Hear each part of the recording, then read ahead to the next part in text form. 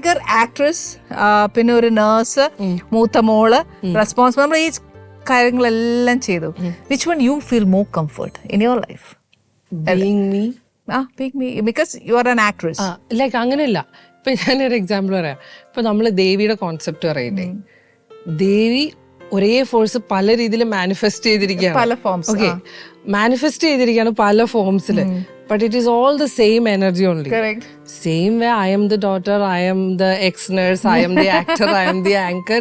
ഇതൊക്കെ എൻ്റെ ഓരോ ഭാവങ്ങളല്ലേ. Ultimately I am this one thing, one form. So you enjoy in all things. അപ്പൊ അതായത് നമ്മുടെ ഡ്യൂട്ടീസ് നമ്മൾ ഇതിന് ഡിഫറെന്റ് ഫോംസ്. ഡ്യൂട്ടി ഒന്നുമില്ല. Nothing is a duty. എനിക്ക് ഏറ്റവും ഇഷ്ടപ്പെട്ടെന്തറിയോ, ഇപ്പൊ പറഞ്ഞതില് പിന്നെ പറഞ്ഞു I M an X nurse എന്ന്.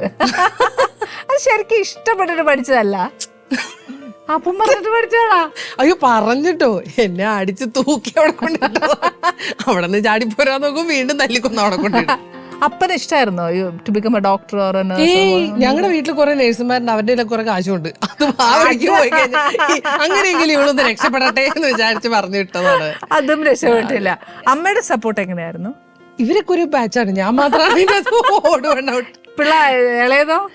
പിള്ളേരൊക്കെ കുറച്ചും കൂടെ ഇപ്പൊ നേരത്തെ പറഞ്ഞ മറ്റേ കുറച്ച് അനുസരണയൊക്കെ ഉള്ള അങ്ങനത്തെ ഒരുപാട് ചിന്തിക്കില്ല. അവരുടെ ബേർഡൻ ഞാൻ എടുത്തിട്ടുണ്ട് ചെറുപ്പത്തില്. എനിക്ക് അവർക്ക് കഷ്ടപ്പാടൊന്നും വലുതായിട്ട് വരാതിരിക്കാനായിട്ട് ആ ചിന്തകൾ ഞാൻ ചിന്തിച്ചിട്ടുണ്ട്.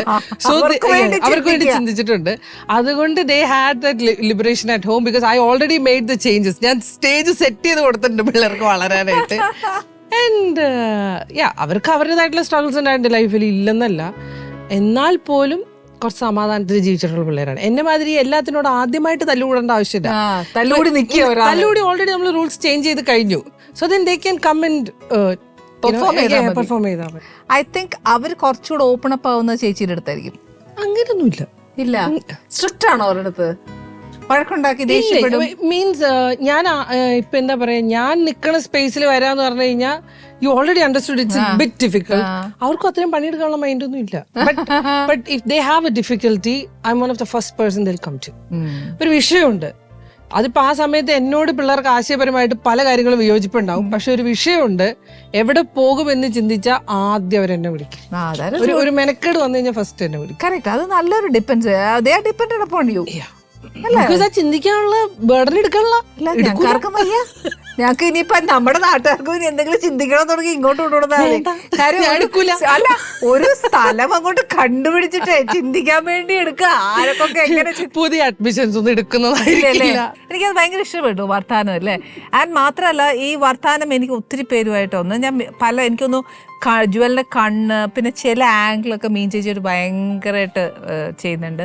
അത് മാത്രമല്ല, ഇതിനെക്കാട്ടിലൊക്കെ ഉപരിയില്ലേ ഈ വർത്താനം എന്നതാണേലും ചിരിച്ചോണ്ടും പൊട്ടത്തറാണെങ്കിൽ അങ്ങനെ അത് അപ്പൻ ഇങ്ങനെ അമ്മ ഇങ്ങനെ, അത് എൻ്റെ ഒരു കസിനുമായിട്ട് ഭയങ്കര റെസിപ്പിൾ ചെയ്യുന്നുണ്ട് കേട്ടോ. I enjoy this.